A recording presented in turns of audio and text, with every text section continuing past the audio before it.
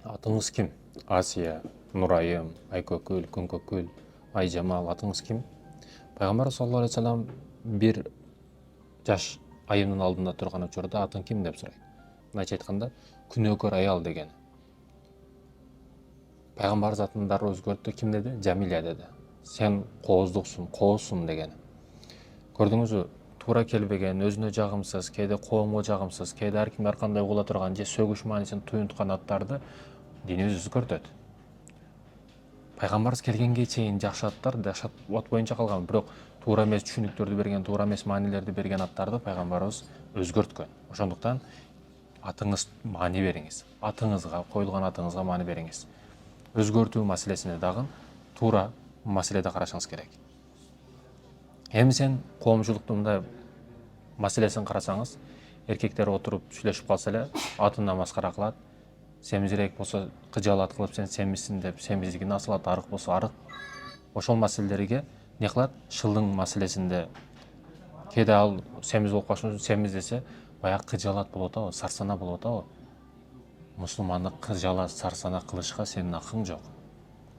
Бул күнөө үстүнө күнөө болуп атпайбы?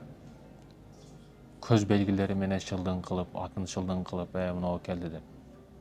Ошондуктан балага аттандаган учурда дагы кээ бирөөлөр теше дейт да, балта дейт баласынын атын. Ат коерде кичине ойлонушубуз керек. Кетмендей кетип кетсин, балтадай тешип кетсин, чабып кетсин деген маанилерди берет да. Ошого беринге аракет кылат, бирок не аттарга маани беришибиз керек экен. Андан кийинкиси, урматтуу мекендештерим, көп бүгүн коомчулугубуз илимге аракет кылбай калды. Илим маселесине, илимсиздиктин айынан ошо жөнөкөй аттарга дагы жолдо ким келсе ошо атты коюш керек, жолдогу бирөө келип калса ошондон эле атты сурап коюп алат да.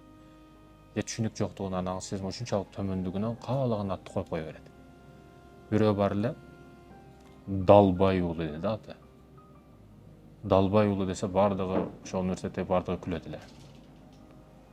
Ошондуктан кийин фамилия болсун, ат болсун, булар кыяматта дагы ошо ат фамилияга менен чакырыласың. Ошондуктан ат фамилияга атыңа маани беришиң керек экен атыңа. Илим дипломдуу адамдар толтура. Дүйнөдө дипломдуу акмактар толтура. Илим дегени илимге баруу дегени, илимге талап дегени. Дипломдуу дегени бул акылдуу деген эмес. Акыл башка, диплом башка. Бүгүн дипломдуулар толтура, акчасы менен бүтүрүп алса болот дипломду. Бирок акылдуу адамдар, саат сыяктуу чыкылдап акыл иштеп турган адамдар бүгүн аз болуп атат да.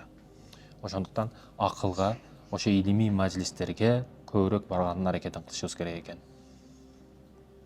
Ошо учурунда өтмүшкө карап мамиле кылат да. Бүгүн кыргыздарда көбү кече эле мындай элең, бүгүн мындай болуп калдыңбы? Кече эле араң басып жүрөт элең, эки лепешке анан таппай жүрөт элең, акча таппай жүрөт элең, бүгүн өзүңчө коруңдоп калдыңбы деп өтмүшүн эстете берет да бүгүн адамдар. Кече ким элең, бүгүн кимсиң деп. Сен кимсиң, мен киммин деп. Кечеги күнүн, өтмүшүн эске салбайсыз. Кече өтүп кеткен өтмүшүн, сен кече мындай элең, бүгүн эми кичине өзгөрүп калдыңбы деп. Пайгамбарыбыз учурунда бир адам тообо кылып мусулман болот, исламга кирет. Бирок аны өтмүшүн эстетип, Яхуди деп тамашалашып коюшат эле да. Бул тамаша иретинде дагы ал нерсени айтууга болбойт. Кээ бирөөлөр ошол жалганын, калпын, ошо бирөөнүн үстүнө басып ылашты, тамаша деп коет аягында. Жүрөктү сындырып, көңүлдү сындырып, адамды жер менен бирдей кылып тепселеп, андан кийин тамаша деп коет үстүнө.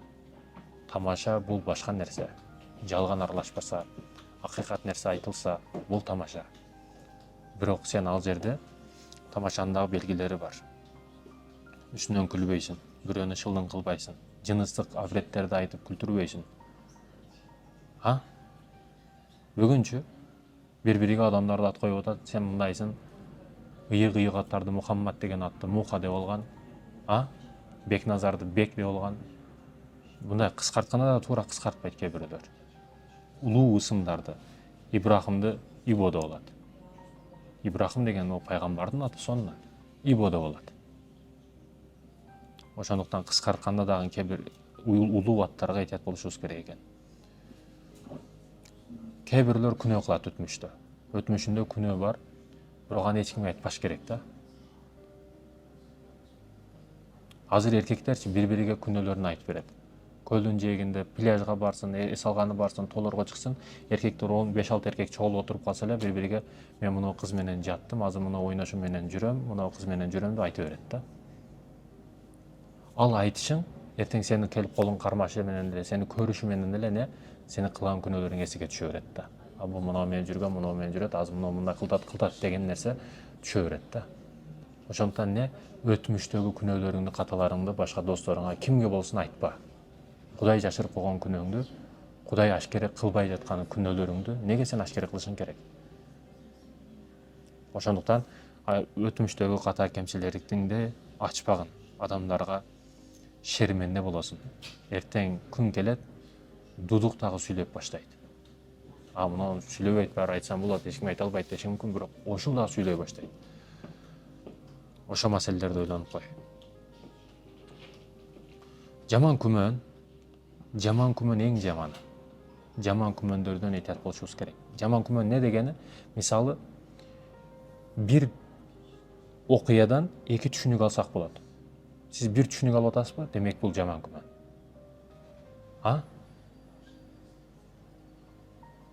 Машинада 2 жаш кетип атат, мисалы үчүн. Алдыга бир аялды отургузуп алган, не дейт? Бул азыр барып мындай арам иштерди кылат, бул девушкасы деп ойлойт да. Эжеси деш жок, балким өмүрлүк жолдошу деш жок, аялы деш жок, балким жардам берип больницага алып кетип атат деш жок. Не дейт? Дароо бул девушкасы азыр арам иш кылат дейт да. Арам күмөнгө кетет дароо. Экинчи эң жаман күмөн негизи 2-3 акыркы вариант болуш керек эле. Жакшы нерсени ойлош керек биринчи. Азыркы адамдар машинасында бир жакшыраак, сулуураак бир эжени көрүп калса эле, дал булар азыр зына кылат, арам иш кылат деп ойлойт да. Жок, жакшы күмөндө болгонун аракетин кылышыбыз керек экен. Демек жаман күмөн дегени бир окуядан 2 түшүнүк албастан 1 түшүнүк алышыңыз не? 2 түшүнүк алыш мүмкүн жерден сиз 1 түшүнүк алып атасызбы? Демек бул жаман күмөн болуп эсептелет. Жаман күмөндөн алыстаңыз. Жаман күмөн күнөө болот. Кээ бир жерлерде күмөн кылыш керек. Бардыгы мисалы үчүн пешимге намазга жыйылып атат, парз башталып, камат айтып атат, анан бирөө бычак көтөрүп кирип келип атат. Бул жерде жаман күнөө, абсолютно жаман күмөн. Токто деш керек, сураш керек, эмне бычак колуңа, эмне кыласың деп. Бардыгы намазга парзга туруп атат, бирок тескерисинче бир сумканы көтөрүп алып, тез качып кетип атат. Токто деш керек. Бул сумка кимдики деш керек? Же урдуп алдың бирөөнүкүн деп. Көрдүңүзбү? Керектүү жерлерде жаман күмөндү дароо ишке ашырыш керек. Пайдалуу жерде. Ошондуктан урматтуу мекендештерим, азыр бул жөнөкөй коомубузда бирок орчундук маселелерин айттым. Андан кийин ат маселесин дедик. Жакшы ат коюшубуз керек, өзгөчө кыздарыбызга. Аттар эркектерге, аялдарга 2 бөлүккө турат, анан 2 түрдүү болот. Кыздарга назиктикти, сулуулукту, жакшылыкты билдирген аттарды коюшубуз керек. Эркектерге кичине оройроок болсо дагы баатырлыкты, таштуулукту, каттуулукту, намысты ойгото турган аттарды койгонубуз жакшы болуп эсептелет. Эми биз кыргыздарда кандай ат коюлат? Улутка тиешелүү. Эзелтен ошо Манас, Эмете, Сейтек сыяктуу улутка байланыштуу аттарды койсок болот. Анан азыркы заманбап аттарды койсок болот. Йома деп коет го кээ бирлер. Азыркы заманбап аттарды коюшуп атат көп жаштарыбызга, балдарга. Американский аттарды коюп атат, орус аттарын коюп атат. Андан кийин көп үчүнчү бөлүгүбүз не десеңиз, булар арабча аттар, ташып кеттик, арабча аттарды коюп атат дейт да. Буга мисалы Нур Ислам деп койсок болот, Нурду Ислам. Бул арабча аттар эмес негизи. Бул исламча аттар, ислам дининдеги аттар. Буну бир эле арабтар койбойт, бүтүн дүйнөдөгү мусулман деген барды койсо боло турган аттар.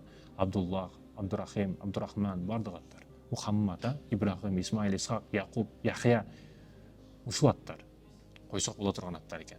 Демек улуттук аттар, азыркы заманбап аттар. Андан кийин өзүнүн ислам динибизге, шариятыбызга туура келген аттар экен. Бирок кыргызча атыңыз бар, сонун эле. Мааниси дагы жакшы. Муну өзгөртүп коюштун кереги жок. Ошол ат боюнча турсаңыз деле болот.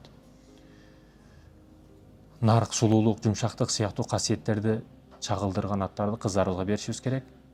Ал эми балага эркектик касиеттерди, күч, элдик, акылмандыкты туюнтурган аттарды, маанилерди туюнткан, маанилерди берген аттарды балдарыбызга беришибиз керек экен. Мааниси бар аттар көбүнчө мааниге нурдан башталат, темирден башталат, Темирлан, Нурислам, ай жамал мисал үчүн. Сулуулук жамал болсун дейт. Ай сыяктуу сулуу болсун дегени. Ошол сыяктуу укулуктуу, түшүнүктүү, жакшынакай аттарды коюшубуз керек экен. Анан кыргыздарда көп узун аттар, анан эки атты бир кылып коюп коюшат, анан өздөрү кыскартып ата-энелер өздөрү биринчи атын кыскартып айтып алышат да. Жок, узун аттар бизге болбойт экен. Жөнөкөй эле мисал, Бек Темир деп коет дагы, Бек деп болот. Мухаммад деп коюп, Мухаммад Юсуф деп коюп, Муха деп болот. Өздөрү ата-энелер ошентип жүрөт. Анан балдарга анар чыгып калса, кал чыгып калса, калы жоголуп кетсин, анары жоголуп кетсин деп Анарбай, Калыбай деп коюп коюп, өмүр бою ошо Калыбай, Анарбай болуп калып кетет да. Атты бир ооруну балаңыз оорулуу болуп туруп өлсө, же бир сарык болуп калса, Сарыбай деп кое албайсыз го, туурабы? Ошол сыяктуу бул аттар менен коюп ооруну чакырасыз. Бул оору жоголуп кетпейт. Тескерисинче ошо атты аткан сайын оору көбөйүшү мүмкүн. Ошондуктан бул аттарды балаңызга бербеңиз, себеби бүт айыл кийин ошол ат менен атап калат да. Анарбай болсо Анар болуп калып кетет. Андан кийинкиси, урматтуу мекендешим, улуттук жана заманбап. Улуттук аттар мен айткандай, Каникей энебиздин аты, Жаңы мырзанын аты, Манас атабыздын аттары, заманбап аттар, Лаура, Амир, Даниэль. Сизде уул барбы же кыз барбы? Кандай перзент көрөйүн деп атасыз? Ошого жараша ат тандасаңыз болот. Мен көп сурашат, балама ат коюп бериң деп келет. Мен дагы көбүнчө айткан аттардан, Чубактай болсун, Устазыбыздай болсун, Чубак устаз, Абдышүкүр ажыдай болсун деп, Абдышүкүр Нарматов. Да, фамилиясы Нарматов, от күчтүү, башкача мааниде, бирок Абдышүкүр жакшат, Абдышүкүр. Ибрахим, Исмаил, Исхак, Имран, Мухаммад, бул аттар жакшы аттар. Уул балага эми эң жакшы аттардын 10-у, кыргызчада Айбар, Темирлан, Эртай, Бекназар, Алымбек, Нурислам, Занжар, Адилет, Кыялбек, Жомарт. Жомарт кең пейил болсун деп. Кыялбек кыялдуу, тилекке жеткен, адилеттүү болсун деп. Адилет адил болсун, калыс болсун деп. Санжар акылдуу, билимдүү, тарыхый кол башчынын аты болгон да негизи. Андан кийин Нурислам, исламдын нуру деген. Исламга дагы бир жаңылануу алып келсин, нур болсун исламга деген. Алым болсун дегени, Алымбек акылдуу, бийликке татыктуу болсун дегени. Бекназар бекем жана Кудай берген дегени. Эртай дегени эрте келген жарык бакыт дегени. Темирлан күчтүү, эр жүрөк, кол башчы. Темирдей бекем болсун деген мааниде. Бирок темирди дагы датпасат тура берсе. Комфорт зонада жата берсе, балаңызды дагы датпасат. Айбар кадыр бактуу, улуу деген. Бул азыр коомубузда көп коюлуп аткан аттардан, эң жакшы аттардан. Кыз балага 10 жакшы ат. Айдана, Айдай сулуу, акылдуу, Нурайым нурлуу, кубаныч тартуулаган, Айсезим назик, сезимтал, Аяна ачык боорукер, Жамиля сулуу, көрктүү, сезим, назик сезимдерге бай деген маанилерди берет. Мээрим, мээримдүү, боорукер болсун деп коет. Айым, урматтуу, айым заты болсун дейт. Көп аял киши күйөөсүнө запкы жеп калса, айым деп коет го кызым, кыздын атын. Урматтуу болсун, мендей корбол болсун дейт. Перизат, асыл жан, периштедей болсун дейт. Бегимай, бийик туулган айым болсун дейт. Да, урматтуу мекендештерим, ушу коомубуздагы аттар, коомубуздагы эже карындаштарыбыздын аттары өзгөртө тургандарын туура эмес маани берсе өзгөртүш керек. Туура кыргызчага туура келген, кээде башка тилде айтканда дагы сөгүнүш маанисин бербеген аттар ошондой болуп турганы жакшы. Үй бүлөңүздү чагылдырып турган, жакшынакай, кийин бир жерге чоң конференцияда балаңыз ийгиликке жеп, чоң чокуга чыгып, чоң балким лидер болуп кетет, саясатчы болуп кетет, балким прокурор, балким адвокат болуп кетет, ошол учурда Паланчаевич дегенде сыймыктанып, аты фамилиясы менен чыга турган болуш керек да. Бизге ошол биринчиден, азыр биз кыргыздардан эң биринчи эч кимде жок болуш керек да ошол ат. Ата-энелер кандай кылат? Эч кимде жок атты издейт. Андан кийин айтканга жеңил болуш керек. Ушул нерсени издеп атат да. Жок. Ата мен атамын, мен айтышым керек. Баламдын атын мен коюшум керек деп алат. Апа мен коем деп талашат. Улуу силердин акылдуу Алым туганыңар болушу мүмкүн, улуу адамдар, чоң ата, чоң энеңер болушу мүмкүн. Эгер алардын диний түшүнүгү болсо, ошолордон барып насаат алып, алардын кеңешин коюп бериңиз десеңиз, балким ошол жакшыраак. Айтор, урматтуу мекендештерим, ошого жараша аттарды тандашыбыз керек. Эң жакшы аттар арабча аттар эмес. Ислам дининдеги аттар Абдуллах, Абдурахман, Абдурахим. Кудайга кулдук белгисин билдирип турган аттар. Андан кийин улуу пайгамбарлардын, алымдардын, сахабалардын аттарын койсок жакшы болот. Баягы менин атым ушундай, ушундай баатыр өткөн, мен ушундай болом деп дух алып бала тарбия алыш керек да. Ошол нерсе жакшы.